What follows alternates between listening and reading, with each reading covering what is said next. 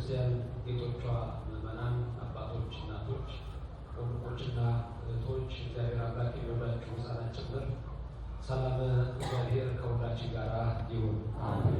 እንደምን አደራችሁ? ሰማይን ያለ ምሰሶ ከመቅደሱ የዘረጋ ምድርን በውኃ ላይ ያለ ካስማ ያጸና ደመና ያለ ድምፅ የሚነዳው አየርን ሳይታይ የሚያስጉዘው የሚታየው የማይታየው ሁሉ የፈጠረ ኃያሉ አምላክ የሠራዊት ጌታ እግዚአብሔር ስሙ የተመሰገነ ይሁን። ቅድም በሥጋው ደግሞ ጊዜ ሰፊ ትምህርት ተምራችኋል። ካለው ሰዓት አኳያ አጠር ያለ ትምህርት ነው ማስተምረው፣ ስብከት አይደለም። አጭር ትምህርት አስተምራለሁ። የትምህርቴም ርዕስ የሚሆነው ቀደሰ ማኅበሮ ልዑል በሚለው የልበ አምላክ ቅዱስ ዳዊት ቃል 45ኛው መዝሙር ላይ የተናገረውን ይዤ በዚህ ውስጥ ማስተምራችሁ ማሳስባችሁ ነገር አንደኛ እግዚአብሔር መቅደስ እንዲሰራ ፈልጓል። ያ መቅደስ እንዴት ነው የተሰራው? ሁለት ደግሞ እመቤታችን ቅድስተ ቅዱሳን ድንግል ማርያም የእሱ ማደሪያ መቅደስ ናትና ይህንን እንመለከታለን። ስለዚህ የምናየው አሁን መቅደስ ባጭሩ እንደ 4 መቅደሶች እንመለከታለን። ትምህርቱ በዛ ላይ ይሆናል። እግዚአብሔር አምላካችን በረድኤቱ በቸርነቱ አይለየን። 25 ደቂቃ ያህል ብቻ ነው የምንማረው። በ25 ደቂቃ ውስጥ ግን ብዙ ነገር የምታውቁትን ነው የማስታውሳችሁ። ታላላቅ መምህራን ያሏችሁ ናችሁና የምታውቁትን ብቻ ትንሽ አስታውሳለሁ።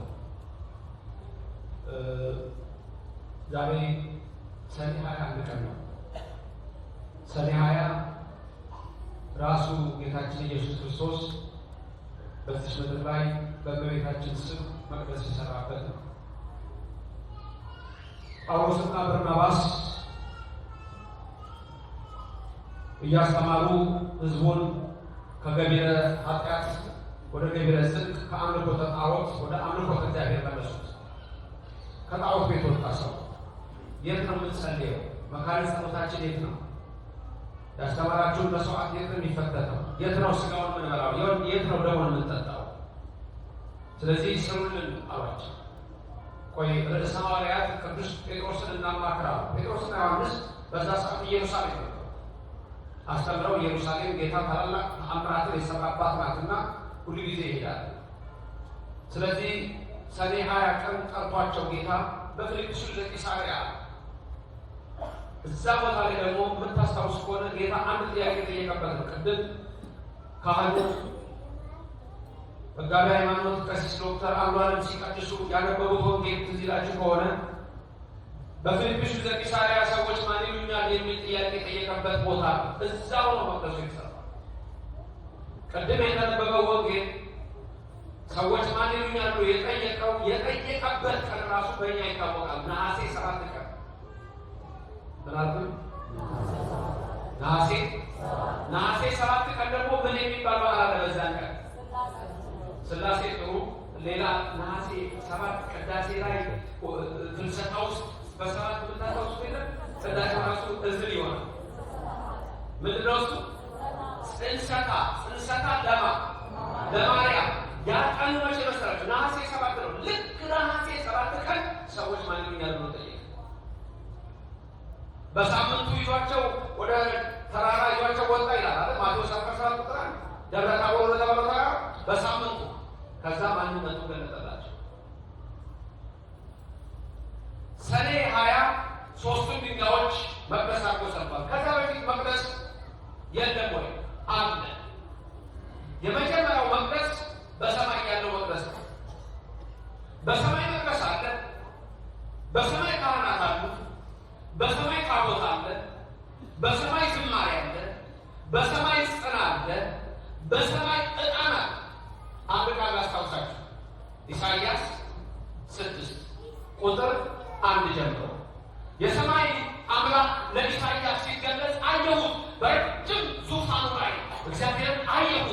ዘርፋፋውን ቀሚስ ለብሶ መቅደሱን መጥቷል። ዙሪያውን ሱራፌል ካህናት ቆመዋል። በእጃቸው ጽና ይዘዋል። በውስጡም ዕጣን ጨምረዋል። መቅደሱ ከዕጣኑ ጢስ የተነሳ መላ ይላል። ክብርና ምስጋና ለእግዚአብሔር ይድረሰው። ይሄ የትኛው ነው?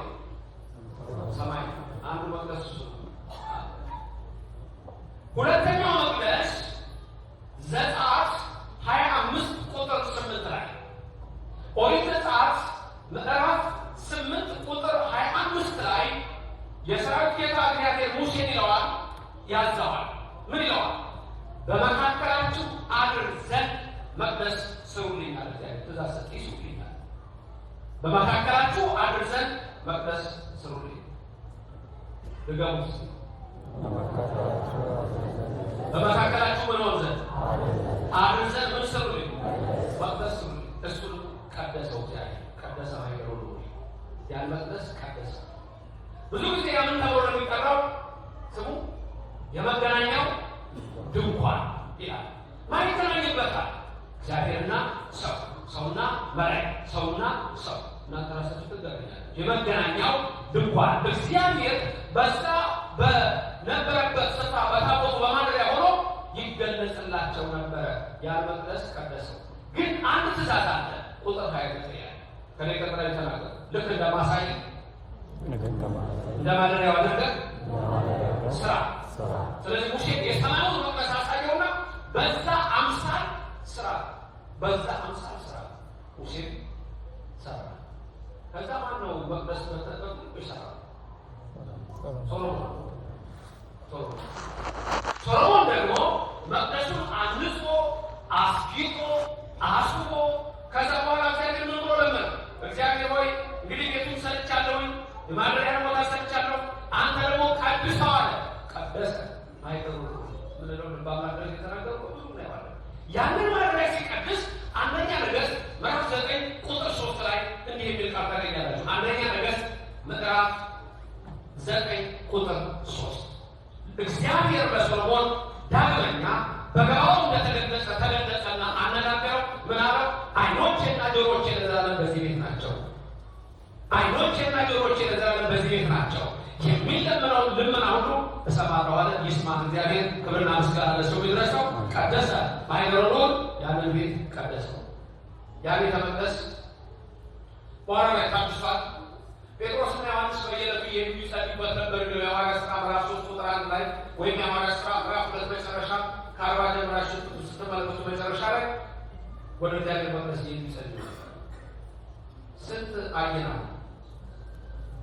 ስንት ያየ? አንድ በሰማይ በዛ አምሳል የሚሰራው። ስለዚህ ማሰራ መጀመሪያ የመገናኛው ድንኳን ሙሴ፣ ሁለት ከዛ ነው ሲመጣ አንድ እንለዋለን። ከዛ ቀጥሎ ማሰራ ሶሎሞን። ያ መቅደስ ታደሰ።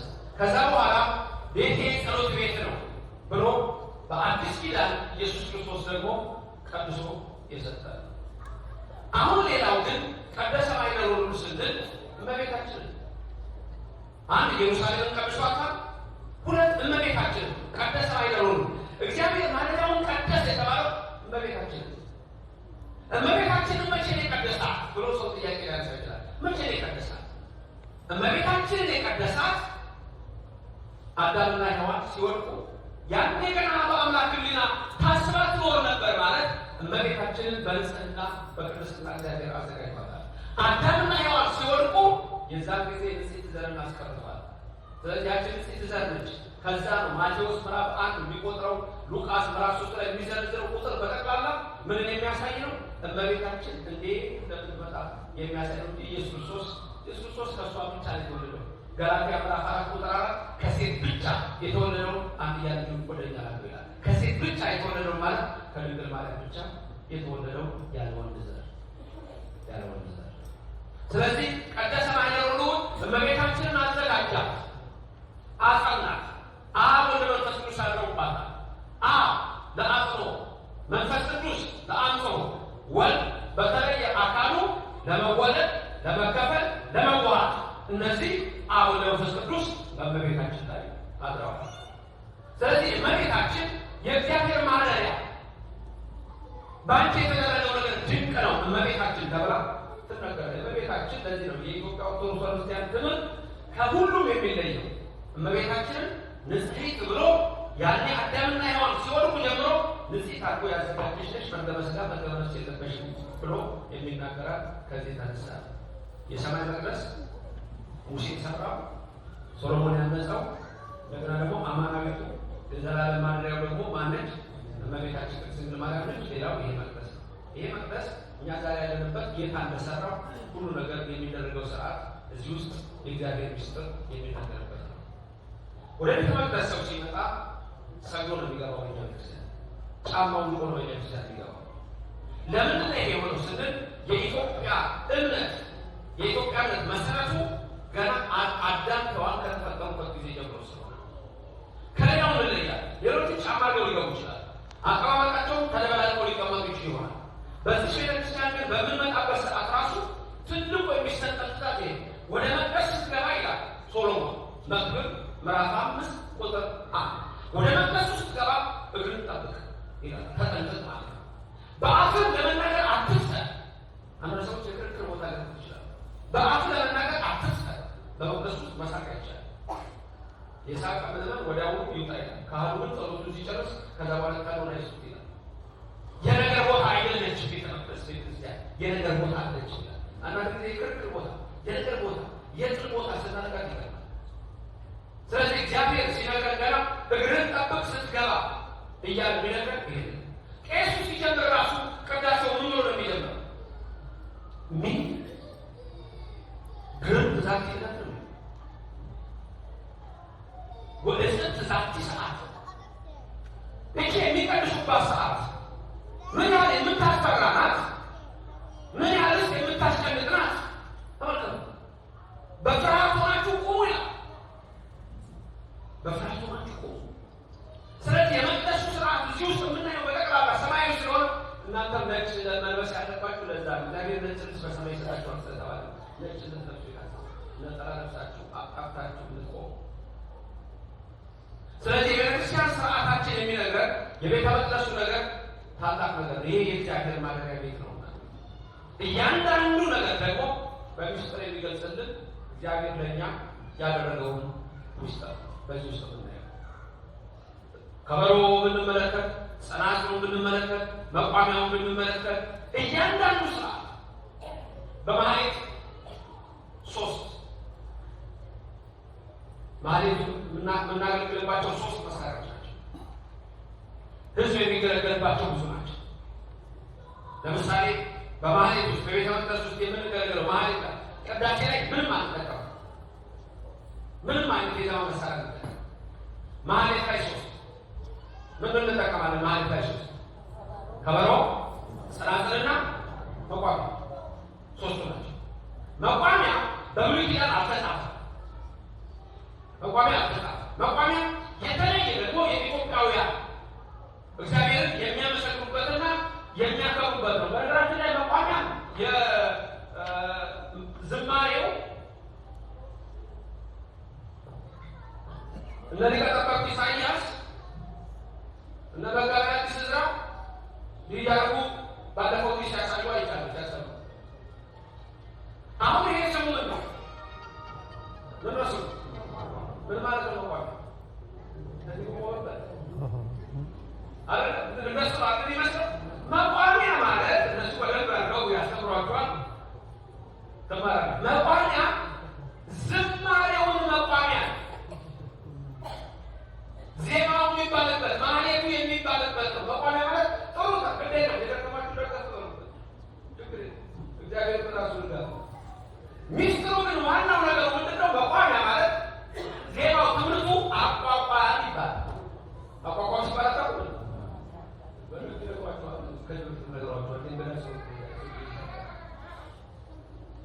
አቋቋሙ በዚህ ስለሆነ የሚሰራው ስርዓት ግሩ ይሄ መቋሚያ ይመስላል።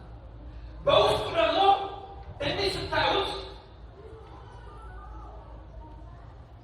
ልክ እንደ ቆመለስ የሚያሳያችሁ ነገር መቋሚያ ብዙ ጊዜ ሲሰራ እዚህ ላይ በምን ይሰራል? አጋጣሚ ያሱት ነው። እዚህ የቀልድ ነው። የመጀመሪያ መቋሚያ የሚሰራው በቀልድ ነው። በእንጨት ሊደረግ ይችላል፣ በብረት ሊደረግ ይችላል። ዋና አሰራሩ በምንድን ነው? በቀልድ ነው። እጅግ ስታዩት፣ እጅግ ስትመለከቷት የበግ ግንባር ናት። እጅ ቀጥታ ስትዋት የበግ ግንባር ነች። የሚያመለክተው ኢየሱስን ነው። ልክ የበግ እዚህ ጋር ያለው ክፍል ነው የምታዩት። ቀርብ ነው፣ ቀንድ ነው። የበጉን እዚህ ጋር ያለው ክፍል ያሳያል። በጉ የተባለው ደግሞ የኔና የናንተ በኦሪት ዘጸአት ምዕራፍ 12 ላይ የታረደው የፋሲካው በግ ኋላ እኛን ያዳነን በደሙ ፍሰት የፈወሰን የአብ ልጅ የድንግል ማርያም የናዝሬቱ ኢየሱስ ክርስቶስ ነው። ለስም አጠራሩ ክብርና ምስጋና ይግባው።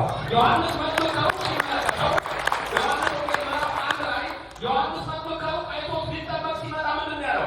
ነዋ በጎው ለእግዚአብሔር ዘያትት ኃጢአተ ዓለም የዓለምን ኃጢአት የሚያስወግደው በግ ኢየሱስ ነው ያለው። ክብርና ምስጋና ይግባው። እናመሰግነዋለን። ከፍ አድርጋችሁ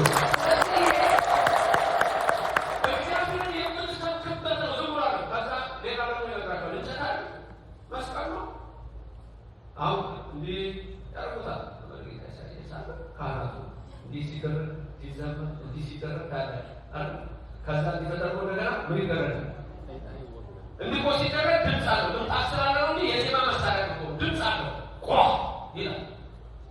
በእጅ ማጨብጨብ አለ፣ በእግር ማጨብጨብ አለ። እነዚህ ናቸው። ይሄ መስቀል ነው። እንዲህ የሚያደርጉት ክርስቶስ አምላኬ ለእኔ ስትል ተንገላታ። የዜማ ምልክቱ ሁሉ ለምሳሌ አንድ የዜማ ምልክት ድፋት የሚባል ክርስቶስ እንዴት እንደደረሱት ኦርቶዶክስ ቤተክርስቲያን በዚህ ቤተክርስቲያን ያደረገ እግዚአብሔር ስሙ የተመሰገነ ነው። ይሄ መሰረታዊ ትምህርት ማወቅ አለበት። እያደረገ መሰረታዊ ትምህርቱ ካላወቀ ይጠፋል። እንዲህ ወደ ሐና፣ እንዲህ ወደ ቀያፋ፣ እንዲህ ወደ ጲላጦስ፣ አንዴም ወደ ሄሮድስ ወሰዱና በማዕከላዊ ምድር በኢየሩሳሌም ተሰቀሉ። እንዲህ ሲደረግ ሳይታቸው እንዲያርገው እንዲህ የሚሏት አይደል? እጅ አሁን ሁለት ካለ ምን ማለት ማንከስ ቆጥች አለ እንደ ማንከስ ማለት እንዲህ ሲሉ በምን አይታችኋል? እንዲህ ማንከስ ማለት ጌታዬና አምላኬ ኢየሱስ ክርስቶስ ሆይ መስቀሉ ተሸክመ የቀራንዮውን ተራራ እየወደቅ እየተነሳ እያነከስ ወደ ቀራንዮ ወሰዱ ነው። መስቀሉ ተሸክመ የኔና የናንተ ኃጢአትና በደል የተሸከመ የደመሰሰ የድንግል ልጅ የአብ ልጅ ኢየሱስ ክብር ይመስገን። በዚህ ብሎ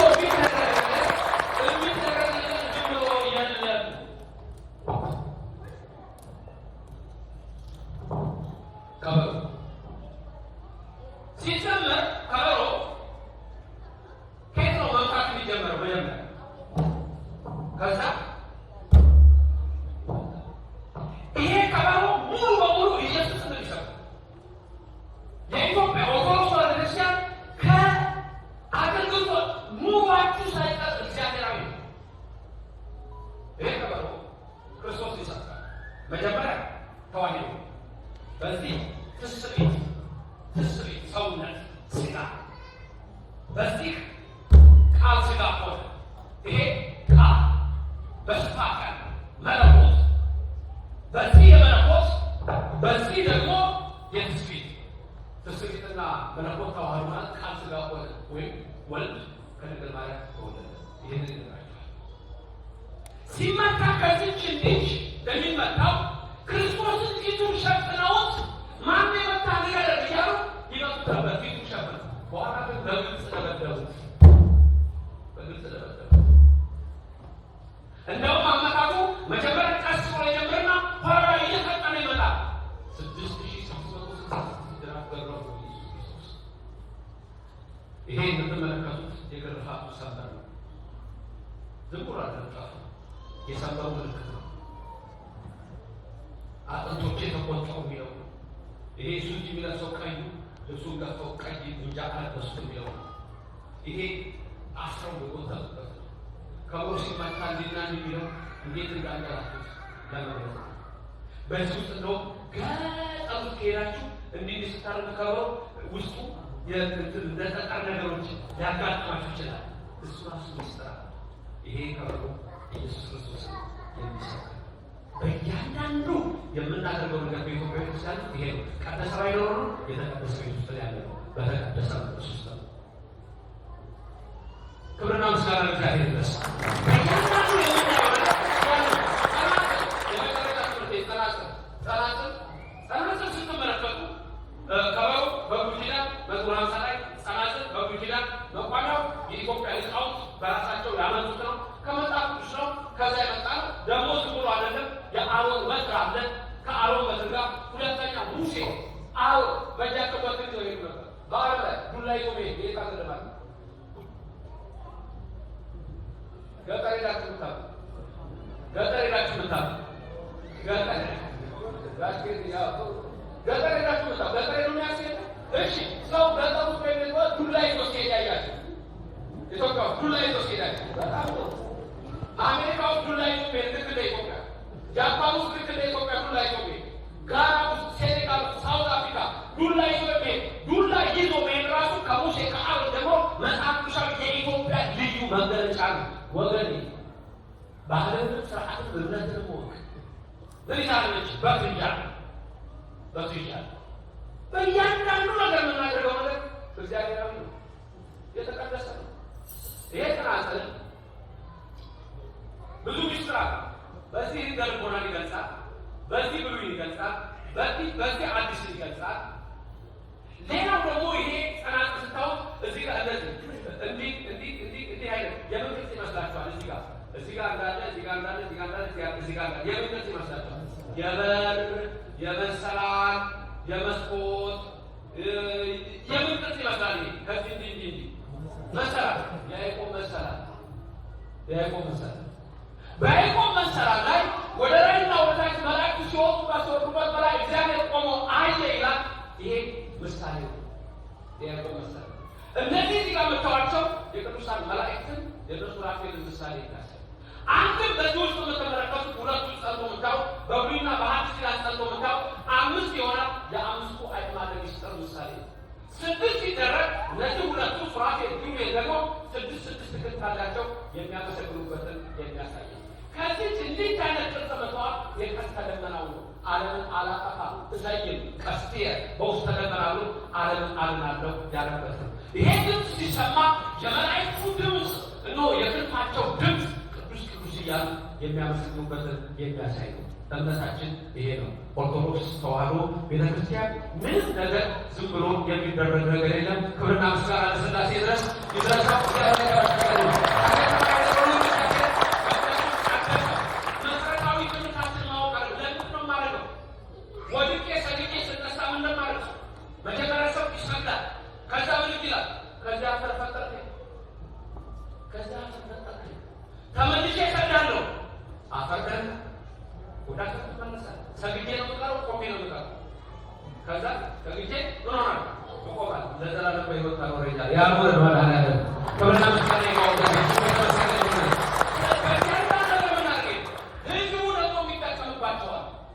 ህዝቡ ደግሞ የሚጠቀምባቸው በመቅደሱ እነዚህ 3 ናቸው በማለት ነው። ከዛ ጭብጨባ፣ ከዛ እግር ሽብሸባ አካል ህዝቡ ደግሞ የሚጠቀምባቸው እንደ መሰንቆ፣ በገና፣ እንዚራ፣ ዋሽንት፣ ክራር ምንላቸው ደግሞ ህዝቡ ደግሞ በራሱ የሚጠቀምባቸው ናቸው። እሱ ደግሞ ለዝማሬ እናቶች አባቶች ለሚሉት በዛ በውጭ ነው ያለ። ቅዳሴ ላይ ምንም ነገር የለም። ቅዳሴ ላይ ድንገት የምትሰሙት በረዋ ወይም ቃጭል ድምፅ፣ እሱ ደግሞ አዋጅ ነው፣ ሚስጥር አለ። እሱ እያንዳንዱ በሚስጥር እንዴት ከብሮ ክርስቶስ እንደሚሰብክ እግዚኦታ እሱ ልናገርና ላልቃት ነው። እግዚኦታ ቅድም ቀሲስ ሲያዜሙልን እኛ እየተከተልን ስንል መጀመሪያ በአብይ ዜማ ስንት ጊዜ ነው ያሉት እሳቸው? 3 እናንተ ስንት ያላችሁ? 3 እዚህ ብለው 3 ጊዜ ያሉ እናንተ ስንት ያላችሁ? 3 ሲደመር ስንት ይሆናል? 6 ሁለተኛው ዜማ ላይ ሲገባ አንዱ ዜማ ላይ 5 ጊዜ እግዚኦ መሐረነ ክርስቶስ እግዚኦ እያሉ ስንት ጊዜ ነው ዛው ዜማ ነው ሲባል? 5 ጊዜ። ስንት ጊዜ ያሉ ቀሲስ አሉ አለ? 3 ጊዜ አሉ። ምዕመናን ስንት ጊዜ አሉ? 3 ጊዜ አሉ። በ3 ውስጥ ስንት ጊዜ ያለው? 5 ጊዜ 3 15። እናንተ 3 ያላችሁ 3 ጊዜ 5 15 15 እና 15 30 ቅድም ስንት ነው ያለው? 6 30 እና 6 ስንት ይሆናል? 36። ከዛ ወደ መጨረሻው እግዚኦ መሐረነ ክርስቶስ ብለው ብቻቸውን ምታለ ከዛ በፊት 2 አለች። እግዚኦ መሐረነ ክርስቶስ ሲባል እናንተ ተላላችሁ ስንት ነው የሚሉት እሳቸው? ወይ በአጠቃላይ ካህናት ስንት ነው የሚሉት? 2። እናንተ ስንት ያላችሁ? 2 እና 2 ለቅዱስ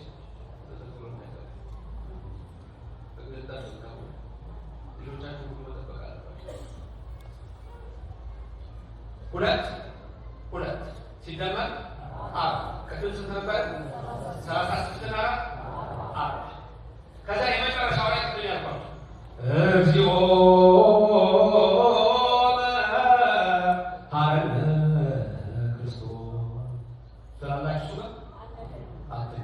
ስለዚህ 40 እና 40 ጌታዬ እግዚኦታ ለቅሶ ነው።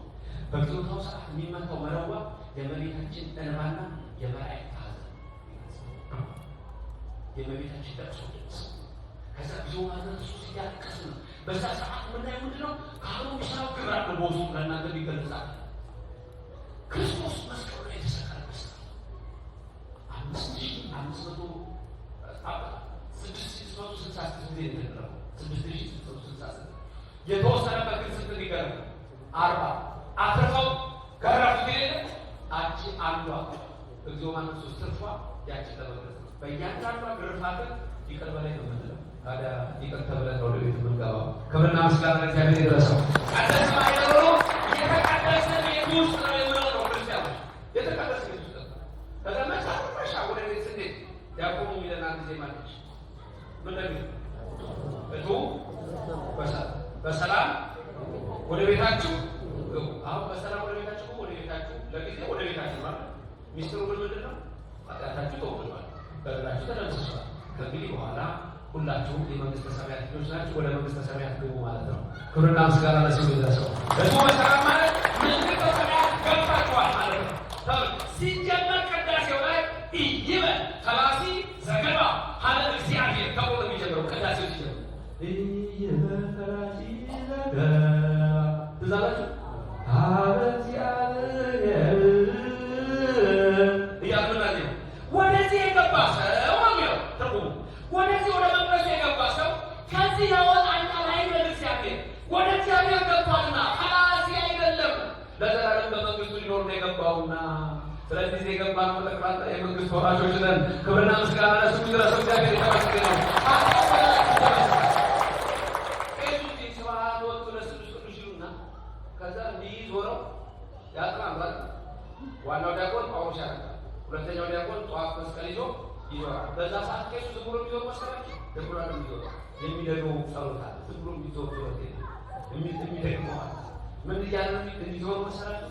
ጌታ አምላክ እግዚአብሔር ሆይ በኢያሱ ገብርከ ወልደ ነዌ በነዌ ልጅ በኢያሱ ያንን የኢያሪኮ ግንብ ያፈረስ አሁን ደግሞ በዳዊት ምዕመናን በውስጣቸው ያረሙ የኃጢአት ግንብ አፍርሰላቸው ይላል። ያን የኔና የናንተ ኃጢአት ይደመሰሳል፣ የኔንም የሕዝቡን ይላል። ክብር ምስጋና ይግባው ለእግዚአብሔር። ስሙ የተመሰገነ ነው። ዋቆዋን ኦርቶዶክስ ቸርች የመቅደሱ ነገር መሰረቱን ማወቅ ያስፈልጋል። ምንድነው? ለምን የመጣ ነው? ምንድነው መጣው? ስለዚህ ይሄ ሲገባ ነፍሳችንን ሰጥተን እናስቀድሳለን። እግዚአብሔርን እያመለክን እንኖራለን። ቀደሰ ማይደር ልቁን እግዚአብሔር ማደሪያው ቀደሰ ማለት ነው። በእያንዳንዱ የምናደርገው ምስጢር ሁሉ ይሄ ነው። በሁሉም ነገር ላይ የእግዚአብሔር እንዴት ከእናንተ ጋር ይሁን። በዚህ ስትመጡ ለሶሎሞን ምን አለው? ዓይኖቼና ጆሮቼ ለዘላለም በዚህ ቤት ናቸው ይላል። እግዚአብሔር ዓይኖች ይዋችሁ፣ ጆሮዎቹ ይመጧችሁ፣ ልመናችሁ ይስማ። ምንትሽቱን ያውቃልና የልባችሁ ይፈጽምላችሁ። ብዙ ነገር ይኖራል በሕይወት በሰው ሕይወት ውስጥ የሚያስጨንቅ ነገር፣ የሚያሳዝን ነገር፣ የሚያስታክል ነገር አለ። የሚያንገዳግድ የሚያናውጥ ነገር አለ። ማዕበል ይሆናል። ማዕበል ዝም በል ሲል ግን ዝም የሚልለት ኢየሱስ ክርስቶስ አባታችሁ ነው።